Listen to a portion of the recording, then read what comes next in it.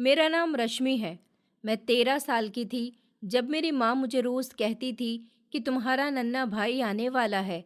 माँ की बात पर मैं हैरान हो जाती थी क्योंकि मेरे पिता की मौत तो कई साल पहले हो गई थी। लेकिन एक दिन आधी रात को माँ कपड़े में लपेटकर एक छोटे से बच्चे को लेकर आई थी और कहने लगी कि देखो रश्मि, ये तुम्हारा भाई है। मगर ना जाने क्यों मुझे उस बच्चे पर प्यार नहीं आया था, बल्कि उससे नफरत सी हो गई थी, क्योंकि मोहल्ले की औरतें मेरी माँ के बारे में अजीब अजीब बातें करती थी। एक दिन मेरी माँ की गैर मौजूदगी में मैंने उस बच्चे को अपनी गोद में उठाया और उसे ले जाकर कचरे के ढेर में फेंक आई थी। लेकिन जैसे ही रात हुई तो मैं बुरी तरह से डर गई थी, इसलिए माँ के आने से पहले ही मैं भाग भाग कर उसी कचरे के ढेर के पास गई और बच्चे को देखने लगी। लेकिन मेरे तो होशो हवासी उड़ गए थे, क्योंकि इस बच्चे को गोद में लिए मेरा पिता। मैं खामोश होकर अपनी माँ को देख रही थी, जो खुशी खुशी एक छोटे से बच्चे के कपड़े तैयार कर रही थी।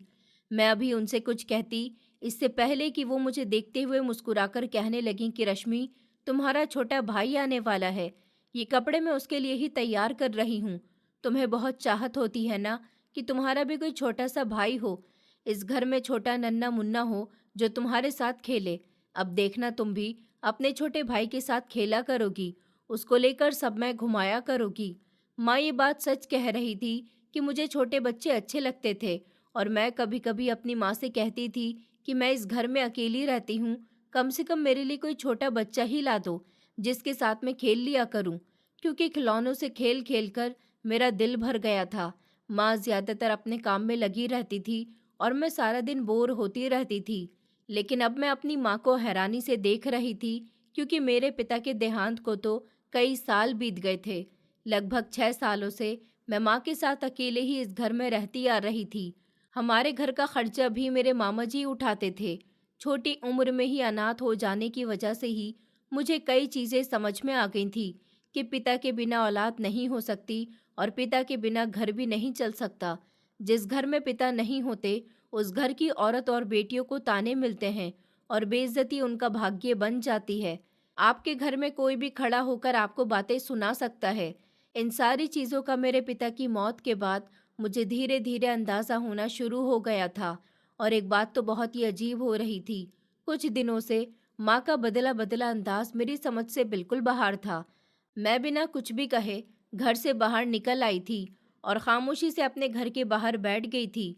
मेरी उम्र 13 साल हो चुकी थी, लेकिन कुछ दिनों से मेरा घर में बिल्कुल भी दिल नहीं लग रहा था, जिसकी वजह मेरी माँ की उल्टी सीधी हरकतें और उनकी बातें थीं। अचानक वो मेरे बचपन के पुराने कपड़ों का ढेर लेकर बैठ जाती थी और उनकी तुरपाई करती थी, उनको दोबारा से ठीक किया करती थी। ये सब देखकर मुझे बहुत अजीब लगता था। उन कपड़ों को वो दोबारा छोटे बच्चों के लिए ठीक कर रही थी। पहले पहले तो मुझे लगा कि शायद माँ अपना दिल बहलाने के लिए ये सब कुछ कर रही है, लेकिन जब मैंने उनसे ऐसा करने की वजह पूछी, तो जो बात उन्होंने मुझे कही वो सुनकर मेरे होश ही उड़ गए थे और मैं खुद पर काबू नहीं रख सकी थी। उनका कहना था कि तुम्हारा छोटा भाई आने वाला है, तुम्हें छोटे बच्चे बहुत अच्छे लगते हैं ना, तुम गली के छोटे बच्चों को लेकर बैठ जाती हो, अपने घर में उनके साथ खेलती हो। जब तुम्हारा अपना भाई इस दुनिया में आ जाएगा तो तुम उसके साथ खेलना, और फिर तुम्हें किसी के बच्चे की ज़रूरत नहीं पड़ेगी। उसके साथ उठना बैठना, उसको बिल्कुल अपने बच्चों की तरह प्यार करना। देखो, अगर बच्चा पैदा करते समय मैं मर गई तो सारी जिम्मेदारी तुम्हारे सर पर आ जाएगी। और मुझे विश्वास है कि मेरी बेटी ने इतनी परेशानियां देखी हैं, वो कभी भी अपने भाई को मायूस नहीं करेगी, बल्कि अपने बेटे की तरह उसे सीने से लगाकर रखेगी। शुरू शुरू में तो मुझे अपनी माँ की बातें मजाक लगती थीं, इसलिए मैंने उनकी बात पर कोई रिएक्शन नहीं दिया था। लेकिन अगले दिन भी जब मैंने उनको कपड़ों की सिलाई करते हुए देखा, तो मेरा माथा ठिठकना शुरू हो गया था और मैं उनके पास बैठकर तसल्ली से उनसे रिक्वेस्ट करने लगी थी। कहती थी कि माँ, ये सब आप क्या कर रही हो? मेरी तो समझ ही नहीं आ रहा। आखिर आप क्या करना चाह रही हो? कौन सा बच्चा आने वाला है? आपकी बेटी तो सिर्फ मैं ही हूं ना, और पापा के बिना हमारे घर में बच्चा कैसे आ सकता है? मुझे इन बातों का ज़्यादा तो नहीं था, लेकिन इतना ज़रूर पता था कि माता पिता की ज़िंदगी में ही औलाद दुनिया में आती है। अगर दोनों में से कोई एक भी इस दुनिया से विदा हो जाए तो उसके फ़ौरन बाद तो बच्चे इस दुनिया में आ सकते हैं, लेकिन कई साल गुजर जाने के बाद किसी के घर में औलाद नहीं होती। मेरी बात सुनकर माँ ने सिर्फ मुझे इतना बताया था कि तुम्हारा नन्हा भाई आ रहा है, तुम इस तरह की बातें मत करो, तुम अभी कुछ नहीं जानती, तुम बस उसके आने की तैयारी करो। जिस दिन मैं उसको घर में लाऊंगी, तुम पूरा घर अच्छे से सजाना, उसका स्वागत करना। देखो, तुम्हारा छोटा भाई ही हमारे घर का वारिस होगा। जब वो बड़ा हो जाएगा तो तुम्हारी भी सुरक्षा करेगा और मेरी भी। वो हमारे लिए काम किया करेगा और हम दोनों बैठकर खाएंगे। वो हमारी सारी जिम्मेदारियां उठाया करेगा। तुम्हें तो बाहर जाने की भी परेशानी नहीं होगी। बड़ा हो जाने के बाद घर का सारा सामान राशन का वो खुद ही लाया करेगा। माँ की बातें मेरी समझ से बिल्कुल बाहर थीं। आज भी उनका यही अंदाज था। काफ़ी देर तक मैं गली में बैठी रही थी और फिर थक हार कर वापस घर के अंदर आ गई थी, जबकि मेरी माँ कोने में बैठी न जाने कौन सी दवाइयाँ ले रही थी। मेरा दिल अजीब से कन्फ्यूज़न का शिकार हो रहा था। माँ को इतना बदला बदला हुआ सा देखकर मेरी हालत अब ख़राब हो रही थी। मैं उनके करीब बैठ गई थी और उनको देखते हुए कहने लगी कि माँ, इस तरह बेवजह दवाइयाँ नहीं लेते हैं। मेरी टीचर बताती है कि अगर कोई भी इंसान बेवजह दवाई ले ले तो उसकी बॉडी में रिएक्शन हो जाता है। वो दवाइयाँ उसके शरीर को फ़ायदा नहीं बल्कि नुकसान पहुँचाती हैं और फिर ढेर सारी बीमारियाँ शरीर में पैदा होने लगती हैं। आपको भी कुछ हो गया तो मेरा क्या होगा? कुछ तो दिमाग लगाइए माँ। वो मुझे देखते हुए कहने लगी, अरे चुप कर जाओ, तुम तो बड़ी समझदारी की बातें करने लग गई हो। तुम्हें बड़ा पता है कि क्या होता है और क्या नहीं होता। बड़ी आई छोटी डॉक्टरनी, तुम्हें पता भी है कि तुम्हारी माँ को क्या हुआ है जो ऐसे बोल रही हो। ये कहते ही वो फौरन अपने मुंह पर हाथ रखकर हंसने लगी थी। उनकी ऐसी अजीब हरकतें मेरी समझ से तो बिल्कुल बाहर थी। मैं उन पर नज़र डालकर खामोशी से अपने कमरे में आ गई थी और स्कूल की किताबें खोलकर बैठ गई थी। मेरे मामा जी बहुत अच्छे इंसान थे। कहने को तो उनके अपने कई बच्चे थे, उनकी पत्नी थी, उनका अपना घर था। मेरी नानी जी की जिम्मेदारी भी उनके ही सर पर थी, लेकिन इसके बावजूद भी वो मेरी पढ़ाई का खर्चा उठा रहे थे। वो हम लोगों की बहुत मदद करते थे। हमारे घर का राशन, बिजली का बिल और हमारी बाकी सारी ज़रूरतें मेरे मामा जी ही पूरी किया करते थे। कभी कभी तो मैं उन्हें पिता के रूप में देखती थी। इतनी जिम्मेदारियां पूरी करने के बावजूद भी वो कभी मुझ पर गुस्सा नहीं करते थे, कभी अपनी बहन से मुंह नहीं फेरते थे, कभी हमारी जिम्मेदारियों से पीछे नहीं हटते थे। हमेशा ठंडे व्यवहार से मिलते थे और हम माँ बेटी का बहुत ख्याल रखते थे। कभी उन्होंने हमें किसी तरह का कोई ताना नहीं दिया था। कभी ये भी नहीं कहा था कि मैं तुम्हारे लिए इतना सब कुछ कर रहा हूँ। हालांकि वो तो हमारे साथ जो भी और जितना भी करते थे, कभी हम उसका उन्हें एहसान जताने की कोशिश करते तो वो मेरे सर पर हाथ रखकर कहते थे कि तुम लोग मेरे परिवार का हिस्सा हो, भला अपने परिवार की जिम्मेदारी से भी कोई पीछे हटता है। जबकि मेरे मामा जी के बच्चे मुझे बातों ही बातों में बहुत कुछ कह जाते थे कि तुम तो हमारे पिता के टुकड़ों पर पल रही हो, आगे जाकर एहसान उतार देना कभी। हमारे पिता को मायूस मत करना, जितना उन्होंने तुम्हारे साथ किया है उसका बदला ज़रूर देना। तुम्हारी जैसी लड़कियां जिनके सर पर पिता का साया नहीं होता और आगे पीछे कोई आदमी नहीं होता, वो बड़ी होने के बाद बहुत बिगड़ जाती हैं और अपने घरों से भाग जाती हैं। तुमसे तो हमें ऐसी ही उम्मीद है कि आगे चलकर तुम भी ऐसा ही करोगी, क्योंकि तुम्हें कोई रोकने टोकने वाला नहीं है और हमारे पिता भी तुमसे बहुत लाड करते हैं। ये शब्द तो कभी कभी मेरी मामी भी इस्तेमाल किया करती थी। उनका भी यही कहना होता था कि तुम्हारे मामा को तो हमेशा तुम दोनों माँ बेटी ही दिखाई देती हो। अरे उन्हें क्या पता कि आगे चलकर तुम क्या गुल खिलाने वाली हो। मामी की बात सुनकर मैं बिना कुछ कहे बस उनकी बातें सुनकर बर्दाश्त कर लेती थी और किसी से कुछ नहीं कहती थी, जिसकी वजह से मेरे मामा जी का पैसा था कि अगर उन्होंने हमारे सर से हाथ उठा दिया तो फिर हम क्या करेंगे, कहाँ जाएंगे, कैसे अपना गुजारा करेंगे। मेरी माँ के पास भी ऐसा कोई सहारा नहीं है कि वो खुद काम करके मुझे पाल ले, और ना मुझ में इतनी उम्र और इतनी समझ थी कि मैं कोई नौकरी कर लेती। इसलिए उनकी बातें सुन लेने में ही हमारी भलाई थी। लेकिन कभी कभी मेरा दिल बहुत अजीब सी कंडीशन का शिकार हो जाता था। आधी आधी रात तक मैं अपना कमरा बंद करके रोती रहती थी और ऊपर वाले से प्रार्थना करती रहती थी कि तू कोई चमत्कार कर दे, मेरे पापा को वापस भेज दे। अब हमसे लोगों की बातें नहीं सुनी जाती। मुझे यहाँ के लोग पसंद नहीं है। यहाँ की बातें मेरा दिल तोड़कर रख देती हैं। मगर मेरी प्रार्थना हमेशा ही उस कमरे में किसी गूंज की तरह रह जाती थी। लेकिन मैं जानती ही नहीं थी कि कभी-कभी ऊपर वाला चमत्कार कर ही देता है। अभी मैं अपनी किताब खोलकर पढ़ाई कर रही थी, जब घर की लैंडलाइन पर किसी की कॉल आने लगी थी। कुछ सोच कर मैं बाहर आ गई थी। अभी मैंने मोबाइल उठाकर कान पर लगाया ही था कि अचानक पीछे माँ ने मुझसे मोबाइल छीन लिया था। उन्होंने इतने झटके से मोबाइल खींचा था कि मैं उन्हें देखकर ही दंग रह गई थी और वो मुझे आंखें दिखाकर कहने लगीं कि चलो अपने कमरे में जाओ और जाकर पढ़ाई करो। कितनी बार बताया है तुम्हें कि बेवजह कमरे से बाहर मत आया करो। कितनी बार समझाया है कि लैंडलाइन की कॉल मत उठाया करो। ये काम बड़ों के होते हैं। जाओ अपने कमरे में। अपनी माँ का ऐसा अजब व्यवहार मेरी तो समझ से बाहर था। सुबह से मैं उनको बोल रही थी कि मुझे भूख लग रही है, मुझे कुछ बनाकर दे दो। वो कह रही थी कि आज मेरी तबीयत ठीक नहीं है, तुम अपने लिए चाय पराठा बनाकर खुद ही खा लो। तुम्हारी पसंद का कुछ तब बना दूंगी जब मेरी तबीयत ठीक होगी। उनसे तो अपनी जगह से हिला भी नहीं जा रहा था और अब वो दौड़कर लैंडलाइन के करीब आ गई थी। मैं उनको एक नज़र देखकर चुपचाप अपने कमरे में वापस से बंद हो गई थी। उनकी इन बहकी बहकी हरकतों को मेरा दिमाग बिल्कुल भी स्वीकार नहीं कर पा रहा था। लगभग 1 घंटा मैंने अपने रूम में बैठकर अपना होमवर्क करने में गुजार दिया था और फिर से आवाज़ आने पर मैं बाहर आ गई थी। वो तो तैयार होकर बैठी हुई थी। उन्हें देखकर मैं हैरान रह गई थी। अभी मैं उनसे कोई सवाल करती, इससे पहले ही वो कहने लगी कि मैंने तुम्हारे लिए खाना बना दिया है। तुम्हें भूख लग रही थी ना?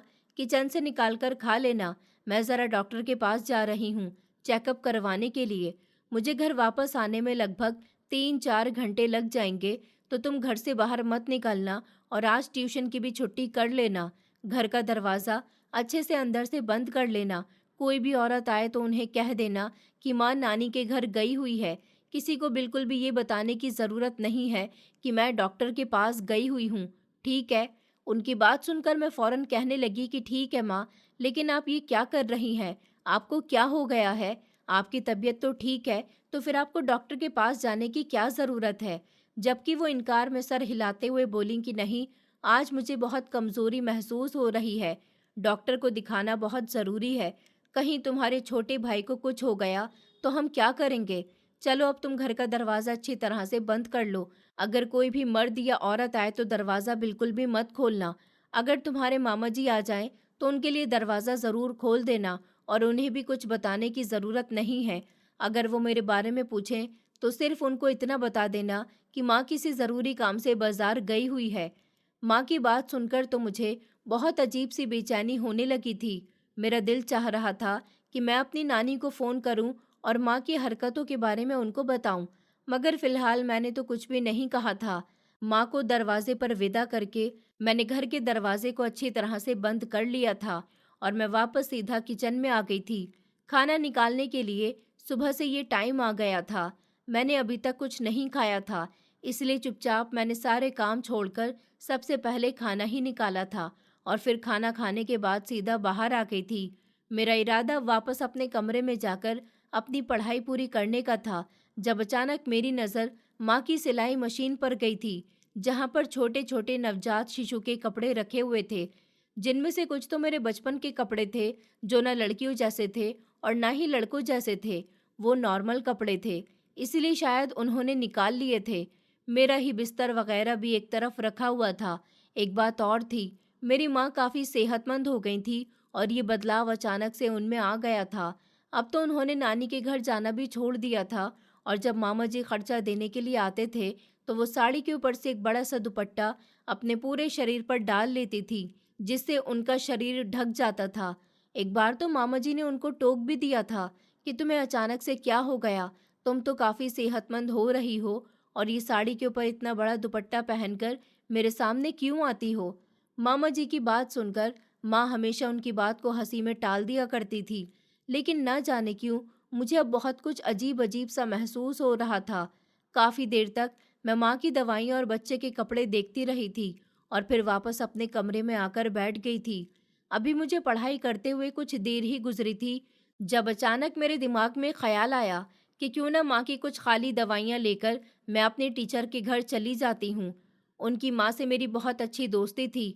अनाथ होने की वजह से वो औरत हमेशा मेरा ख्याल करती थी। कभी मुझे ना तो टीचर जी से डांटने दिया करती थी और ना ही खुद कुछ कहती थी।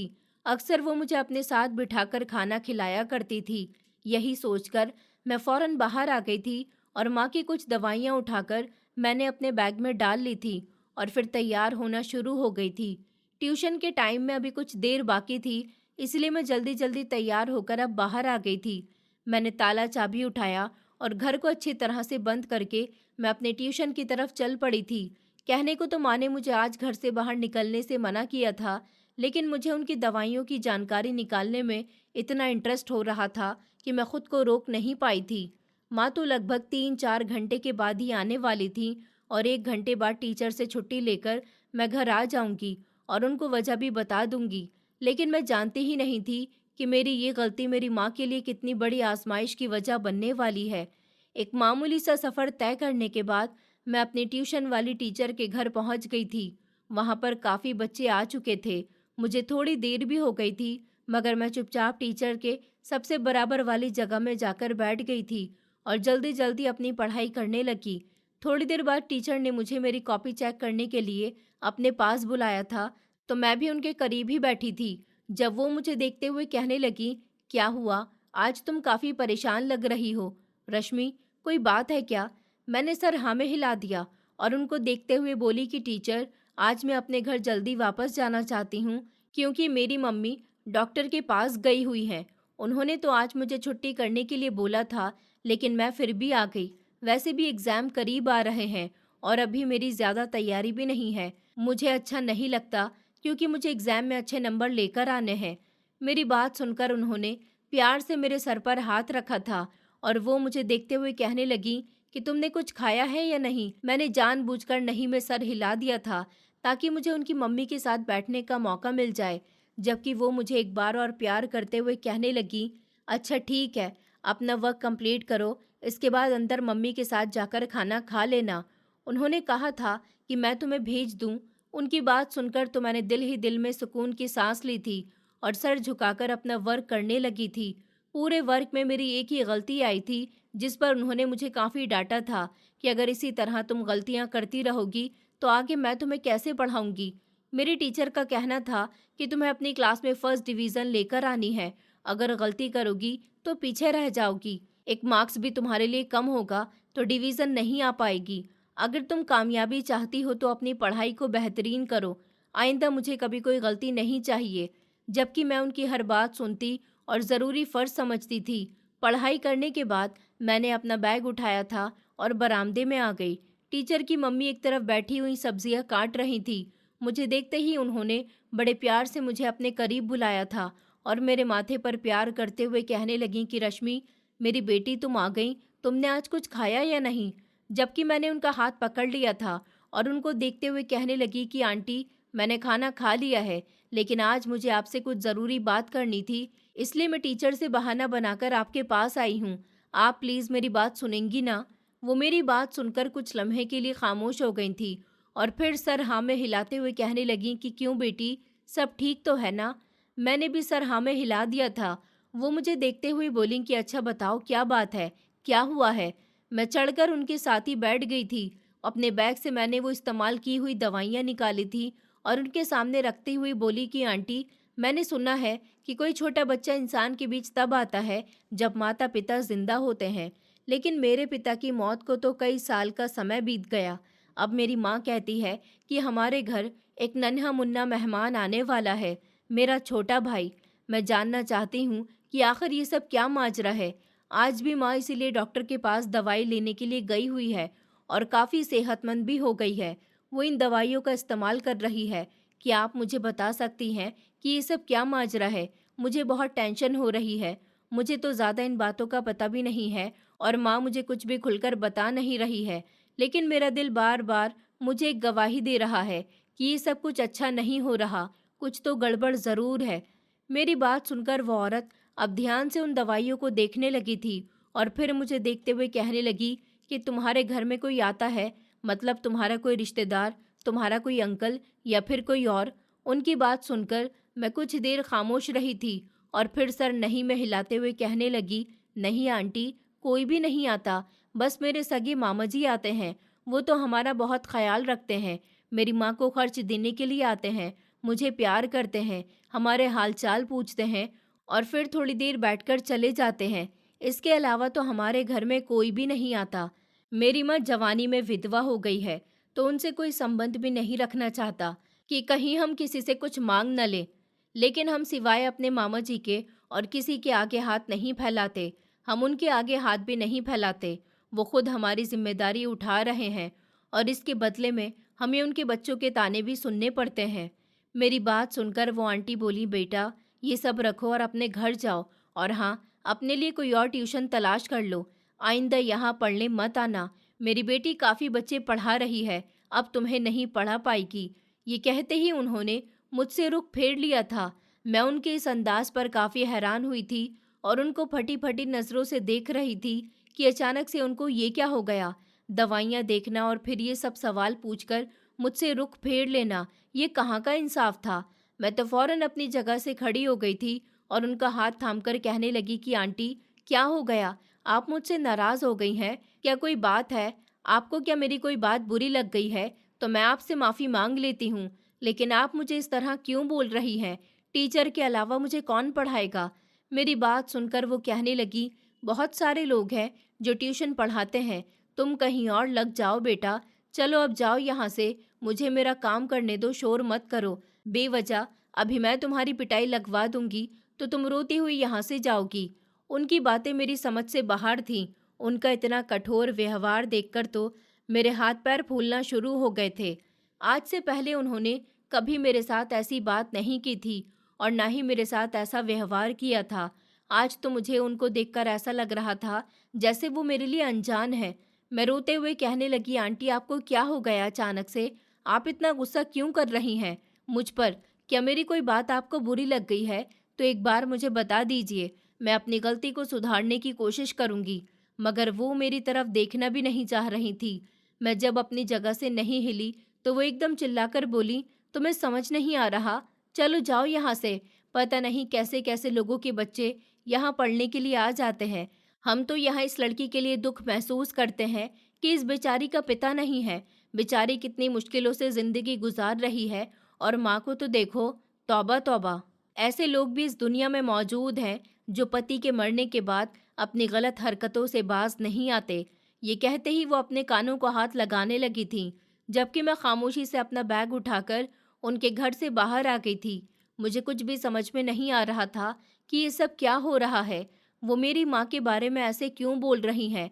आखिर हमसे ऐसी भी क्या गलती हो गई है? क्या मैंने उनसे कोई गलत सवाल पूछ लिया था? कई तरह के सवाल मेरे दिमाग में घूम रहे थे। मेरे दिल में एकदम से ख्याल आया कि क्यों ना मैं अपने गली की मालती आंटी के पास चली जाऊं। वो बहुत ही अच्छी थी, मेरे साथ बिल्कुल बेटियों की तरह बर्ताव करती थी। लेकिन फिर मैं कुछ सोच कर ठहर गई थी कि जब मेरी टीचर की माँ, जो मुझे अपनी बेटी की तरह चाहती थी, कभी उन्होंने टीचर से मुझे एक शब्द भी कहने नहीं दिया था। जब आज वो मुझे इतनी बातें सुना सकती हैं, तो फिर मालती आंटी से भी मुझे कोई उम्मीद नहीं थी। वो भी मुझे बेवजह काफ़ी कुछ सुना सकती थी। इसलिए मैंने खुद पर काबू पाया था और खामोशी से अपने घर वापस आ गई थी। घर वापस आकर देखा, अभी तक माँ नहीं आई थी। चुपचाप घर का दरवाज़ा खोलकर मैं अंदर आ गई थी। मैंने माँ की दवाइयों को उनकी जगह पर रख दिया था और अपने कमरे में बंद हो गई थी। मेरे होठों पर अब लगातार एक ही प्रार्थना जारी थी कि कल जब मैं ट्यूशन जाऊंगी तो वो मुझे ट्यूशन पढ़ाएंगी या फिर मुझे वहाँ से भगा देंगी, क्योंकि अगर उन्होंने मुझे वापस भेज दिया तो मैं माँ को क्या कहूँगी। यही सोच सोचकर मेरी तबीयत बिगड़ने लगी थी और कब मैं सोचते सोचते गहरी नींद में सो गई, मुझे कुछ पता ही नहीं चला था। मेरी आँख कुछ घंटे के बाद घर में होते हुए शोर से खुली थी। मैं जैसे ही नींद से जागी और कमरे से बाहर निकल कर आई तो मेरी माँ बच्चे के कपड़े न जाने किसी को बड़े वाले मोबाइल से वीडियो कॉल से दिखा रही थी। अचानक मुझे देखते ही उन्होंने हड़बड़ाकर फ़ोन काट दिया था और मोबाइल अपने पर्स में डालते हुए कहने लगी, तुम कहीं गई थी क्या? क्या ट्यूशन गई थी? उनकी बात सुनकर अब मैं उनके करीब बैठ गई थी और उनको देखते हुए कहने लगी कि माँ, मुझे आपकी बातें बिल्कुल भी समझ नहीं आ रही हैं। आखिर ये सब क्या माजरा है? डॉक्टर के पास जाना आपका, अचानक सेहतमंद हो जाना, और ये बच्चों के कपड़े। आपको पता है कि पापा की मौत कितने साल पहले हो गई थी। ये सब अब कैसे मुमकिन हो सकता है? मैं जानती हूँ कि मैं एक छोटी बच्ची हूँ, मुझे इन बातों का इतना कुछ खास पता नहीं है, मगर इंसान के पास दिमाग तो है। बिना पिता के हमारे घर में आपकी औलाद कैसे आ सकती है? अब मैं बिना कुछ भी सोचे समझे सिंपल शब्दों में बोली थी, जब अचानक माँ ने एक जोरदार थप्पड़ मेरे मुंह पर मार दिया था और मुझे देखते हुए कहने लगी कि तुम इतनी बड़ी हो गई हो जो इस तरह की बातें कर रही हो। अपनी जुबान बंद रखो, वरना तुम्हारी टांगे तोड़ दूंगी। और खबरदार, इस बारे में अगर तुमने किसी से भी जिक्र किया तो तुम्हें नहीं पता यहाँ के लोग कितने बुरे हैं, उल्टा सीधा मेरे बारे में बोलना शुरू हो जाएंगे। किसी को हकीकत थोड़ी पता है, किसी को ये नहीं पता कि हमारे घर की चार दीवारी में आखिर चल क्या रहा है, हम कितनी तकलीफ भरी जिंदगी गुजार रहे हैं। हमें अब एक बच्चे की बेहद ज़रूरत है। तुम बड़ी हो रही हो, घर का राशन वगैरह लाना, उसके बाद और भी जिम्मेदारियां होती हैं जो एक मर्द ही निभा सकता है। इसलिए तुम्हारे भाई का होना बहुत ज़रूरी है। मैंने बड़ी मुश्किल उठाकर इस बच्चे को दुनिया में लाने का फैसला किया। अभी तो इसके दुनिया में आने के बाद लोगों के ताने और न जाने मुझे क्या क्या बर्दाश्त करना पड़ेगा। ये कहते ही वो किचन में चली गई थी, जबकि मैं अपने गाल पर हाथ रखकर बैठी हुई थी। मैं रो तो नहीं रही थी, लेकिन मेरी आंखों में नमी आ गई थी। लोगों की बातें, मतलब आंटी ने इसलिए मुझसे मुंह फेर लिया था। जो माँ कह रही थी वो अच्छी बात नहीं थी, ये तो कुछ गलत था। लेकिन मैं माँ से अब कुछ नहीं पूछ सकती थी। अगर मैं उनसे कुछ पूछती तो बेवजह वो मुझे मार देती। आज का थप्पड़ पड़ने से मैं इतना तो समझ गई थी कि अब मुझे खामोश रहना है। वक्त अपनी रफ्तार के साथ बढ़ता जा रहा था। एक हफ्ता गुजर गया था और मैंने अपनी माँ से बहाने बना बनाकर ट्यूशन की छुट्टियां कर ली थी। मैं नहीं चाहती थी कि मैं उनको बताऊं और फिर माँ फिर से मुझे मारे और मुझ पर गुस्सा हो जाए। लेकिन आज मुझ पर जैसे तैसे माँ सवार हो ही गई थी। मैं खामोशी से सर झुकाकर बैठी हुई थी। वो मेरे करीब आते हुए कहने लगी कि तुम्हारे दिमाग में आखिर चल क्या रहा है रश्मि? मुझे आज तुम बता ही दो। तुम पिछले एक हफ्ते से ट्यूशन नहीं जा रही हो। तुम्हारी टीचर मुझे बातें सुनाएंगी और अभी मैं जाने की कंडीशन में नहीं हूँ, वरना तुम्हारी टीचर से तुम्हारी शिकायत लगाकर आती। मुझे अभी किसी से नहीं मिलना है। ये बात तुम्हें समझ क्यों नहीं आ रही? चुपचाप बैग उठाओ और अपनी ट्यूशन चली जाओ। मुझे मजबूर मत करो तुम्हारी टीचर से शिकायत करने के लिए। जबकि मैं फौरन कहने लगी, माँ, मेरे एग्ज़ाम निपट चुके हैं और अब मैं काफ़ी इंटेलिजेंट हो चुकी हूँ। मुझे पढ़ाई करना आ चुका है। मैं सोच रही हूँ कि आप मुझे पढ़ा लिया करो। मैं घर में ही बैठकर पढ़ लिया करूँगी आपसे, लेकिन मैं ट्यूशन नहीं जाऊँगी। मेरा ज़िद्दी अंदाज देखकर वो लैंडलाइन की तरफ बढ़ते हुए कहने लगी कि ठीक है, मैं तुम्हारी टीचर से फ़ोन पर बात करती हूँ।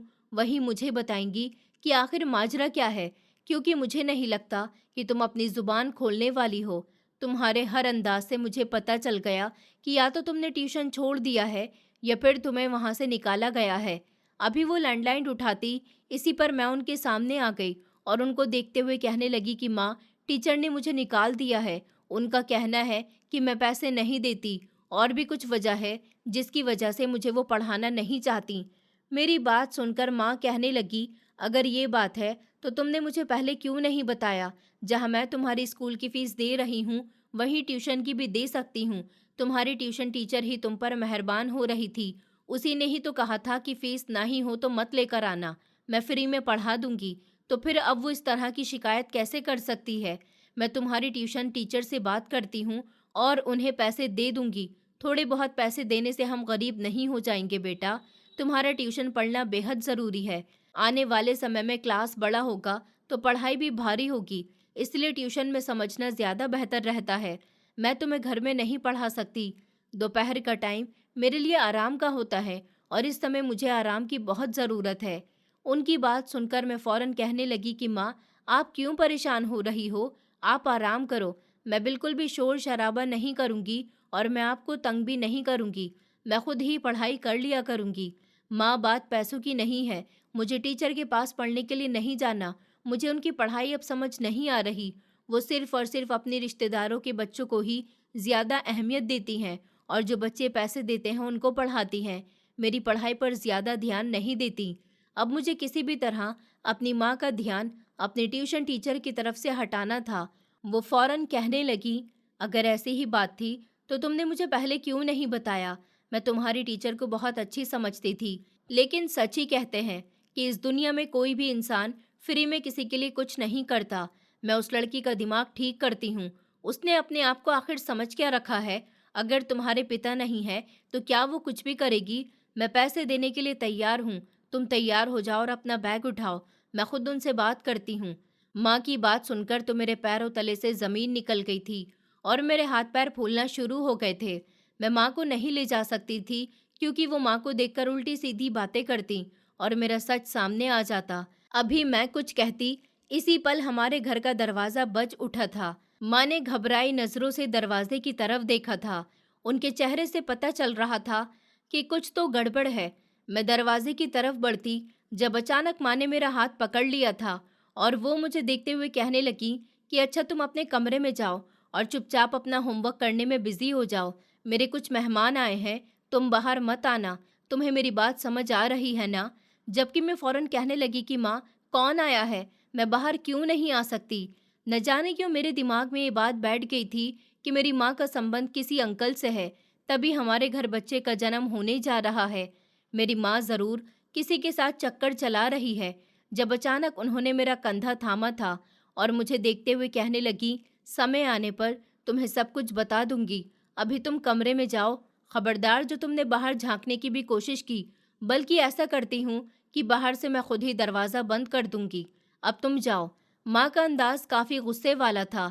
फिलहाल मुझे टीचर की बातों से बचना था, इसलिए मैंने फौरन कदम कमरे की तरफ आगे बढ़ा दिए थे। मैं अभी कमरे में दाखिल ही हुई थी जब माँ ने बाहर से दरवाज़ा अच्छी तरह से बंद कर दिया था, जबकि मैं खामोशी से अपनी कुर्सी पर बैठ गई थी। मुझे बहुत रोना आ रहा था। बेवजह ही टीचर की मम्मी ने मुझे ट्यूशन से निकाल दिया था। काश अगर वो मुझे नहीं निकालती तो आज ये सब तमाशा नहीं होता। काफ़ी देर तक मैं बैठी रही थी, लेकिन दिल में ये इंटरेस्ट पैदा हो रहा था कि आखिर बाहर कौन आया है। कुछ सोचकर मैंने हिम्मत करके दरवाज़ा खोलने की कोशिश की थी, लेकिन बाहर से दरवाज़ा अच्छी तरह से बंद कर दिया गया था। माँ और मेरे कमरे के बीच एक छोटी सी खिड़की थी, जहाँ से देखना मुश्किल था, लेकिन नामुमकिन नहीं था। मेरा दिमाग अब तेज़ी से काम करने लगा था। यकीनन माँ उन्हें कमरे में ही लेकर आई होगी। मैंने कुछ सोचकर अपनी साइड टेबल से चीज़ें हटाई थी और उस पर अपने बिस्तर पर रखे हुए 2 कुशन रख दिए थे।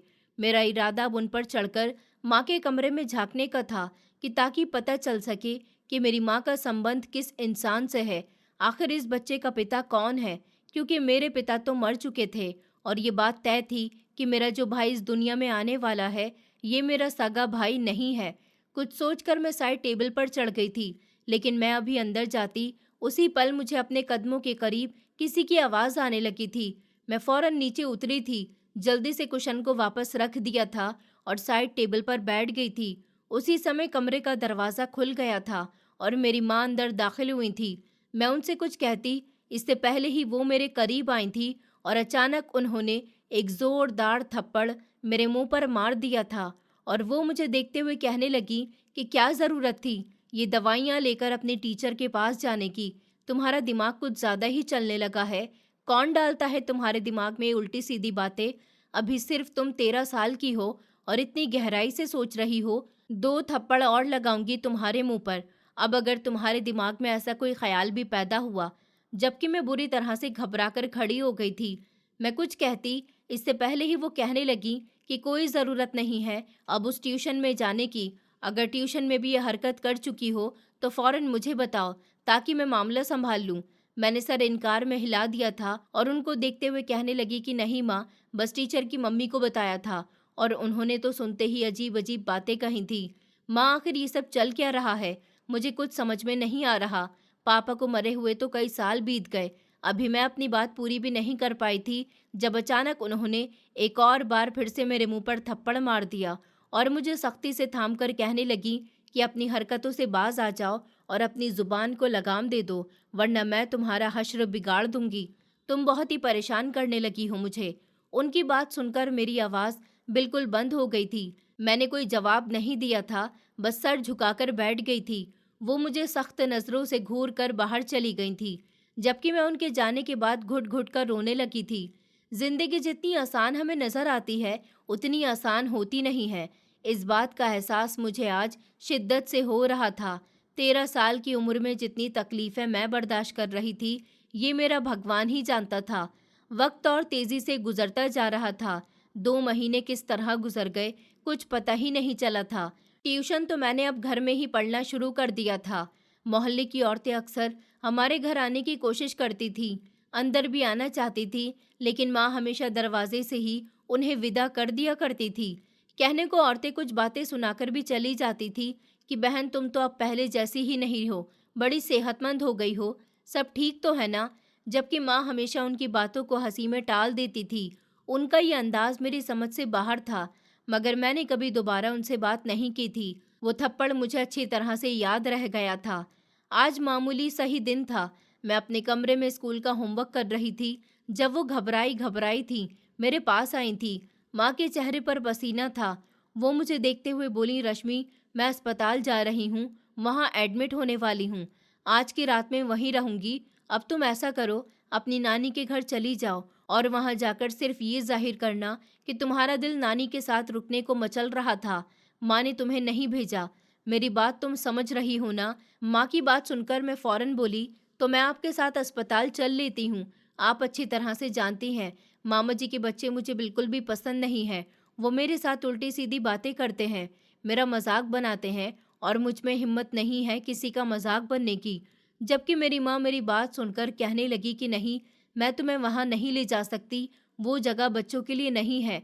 तुम अपनी नानी के घर जाओगी, उनसे बात नहीं करोगी, सिर्फ नानी के कमरे में रहोगी, मगर तुम्हें वहाँ जाकर यही शो करना है कि तुम खुद अपनी मर्जी से वहाँ गई हो, मैंने तुम्हें नहीं भेजा, बल्कि तुम बहुत रो रो कर वहाँ गई हो।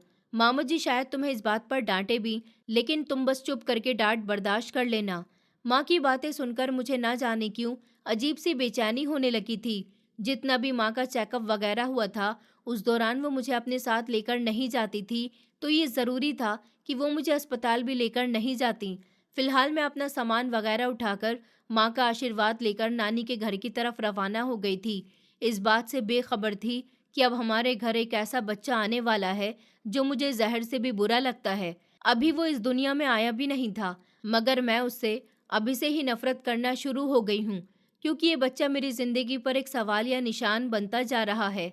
मामूली सफ़र तय करने के बाद मैं अपनी नानी के घर पहुंच गई थी, तो मेरी नानी मुझे देखकर बहुत खुश हुई थी, जबकि मेरे मामा जी के बच्चों ने मुझे देखकर मुंह बना लिया था। मैं उन्हें नज़रअंदाज करके अपनी नानी के पास चली गई थी और नानी ने मेरी बातें सुनकर मुझ पर गुस्सा करना शुरू कर दिया कि पीछे तुम्हारी माँ अकेली होगी, तुम उसको भी ले आती, दोनों एक साथ रुक जाते। जबकि मैं उनकी बातें सुनकर अब थोड़ा घबरा गई थी, लेकिन फिर बात बनाते हुए मैं नानी से कहने लग गई, नानी, मैंने तो माँ से कहा था, मगर उन्होंने आने से इनकार कर दिया। मेरा आपसे मिलने का बहुत दिल कर रहा था, क्या मैं अपनी नानी के घर रुकने भी नहीं आ सकती? माँ तो अकेले रह लेती हैं जब मैं स्कूल और ट्यूशन जाती हूँ, और वैसे भी हमारे तो कमरे भी अलग अलग हैं। मेरी बात सुनकर नानी खामोश हो गई थी, लेकिन उनके चेहरे से पता चल रहा था वो बेफिक्र नहीं है। अचानक ही वो मेरे करीब हुई थी और धीमे से बोली, क्या तुम्हारी माँ डॉक्टर के पास गई है? झूठ मत बोलना। उनकी बात सुनकर मैं कुछ लम्हे बिल्कुल खामोश रही थी और फिर सर हाँ में हिला दिया था और कुछ सोचते हुए कहने लगी कि शायद कल तक वो बच्चा भी ले आएंगी। मेरी बात सुनकर नानी ने कोई जवाब नहीं दिया था, बस चुपचाप सब्जी काटने के लिए बैठ गई थी। ऐसा लगता था जैसे नानी माँ के लिए फिक्रमंद हो रही हैं। वक्त गुजरता जा रहा था। अगली सुबह नानी के पास माँ का फोन आया था कि मेरी बेटी को भेज दो, मैं घर आ चुकी हूँ। मुझे अब नानी ने जाने के लिए बोल दिया था। उनसे मुलाकात करके मैं अपना सामान लेकर अपने घर की तरफ रवाना हो गई थी। अभी मैं अपनी गली में ही दाखिल हुई थी जब अचानक पड़ोस की आंटी ने मुझे अपने करीब बुलाया, तो मैं घबरा गई। उनके पास पहुंचते ही वो मुझे देखते हुए कहने लगी कि तुम्हारी माँ ने दूसरी शादी कर ली है। ये तो बताओ तुम्हारे पिता कौन है? अब वो जो बच्चा लेकर आई है उसका पिता कौन है, वो किसका है? समझ आया कि तुम्हारी माँ हमसे क्यों छुपती थी। उनकी बात सुनकर तो मैं कुछ देर के लिए बोल ही नहीं पाई थी और फिर एक औरत मुंह पर हाथ रखते हुए कहने लगी, अरे बहन, हमें तो लगता है कि इसने दूसरी शादी नहीं की, बल्कि कोई आशिक बना रखा होगा। वैसे भी ऐसी औरतें कहाँ अपने पति के नाम पर बैठी रहती हैं। तौबा तौबा, न जाने कैसा जमाना आ गया। इस औरत को यहाँ से निकालने का बंदोबस्त करो। मोहल्ले के बड़े बड़े लोगों से शिकायत करो। ये औरत तो बाकी औरतों को भी खराब कर देगी, और तुम जाओ यहाँ से। ये कहते ही मोहल्ले की आंटी ने मुझे दूर धक्का दे दिया था। जबकि मैं भीगी हुई आंखों से अपने घर की तरफ रवाना हो गई थी। इस वजूद से मुझे बहुत नफरत हो रही थी कि मेरा बस नहीं चल रहा था इस बच्चे का गला घोट दूं। मैं घर के अंदर दाखिल हुई तो पूरा घर फूलों से महक रहा था। जैसे ही मैं अपने आंगन से अपने कमरे में दाखिल हुई थी, मेरी आंखें फटी की फटी रह गईं। इतने गुब्बारे और इतने फूल सामने रखे हुए थे कि मेरी तो हैरानी से आंखें फटी की फटी रह गई थी।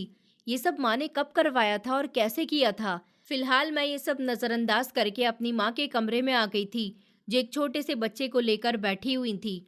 मुझे देखते ही उन्होंने अपनी बाहें फैला दी थी, जबकि मैं फौरन उनके करीब गई थी। वो मुझे प्यार करते हुए कहने लगी, मेरी बेटी देखो, तुम्हारा नन्हा भाई आ गया।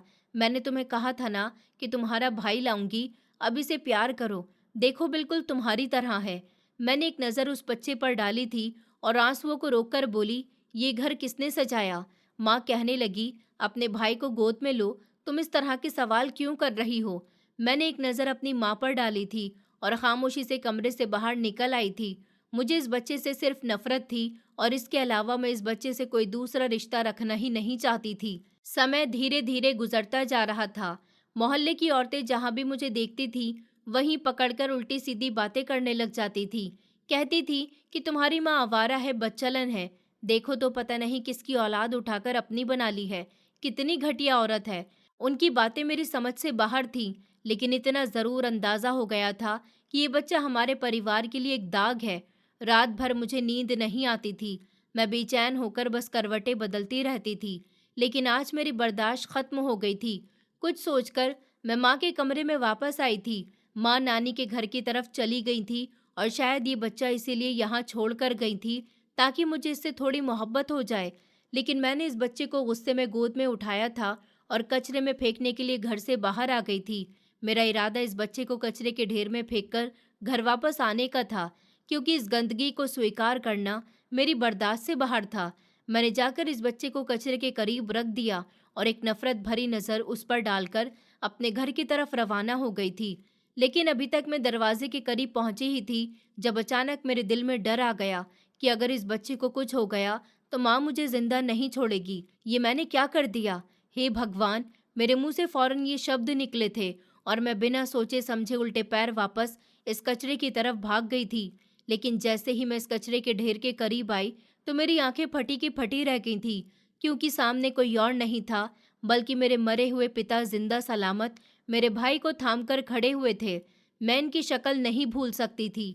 मैं जब बहुत छोटी थी, लगभग 6-7 साल की, तब उनको देखा था, लेकिन उनका और अपनी माँ का फोटो मैं रोज देखा करती थी।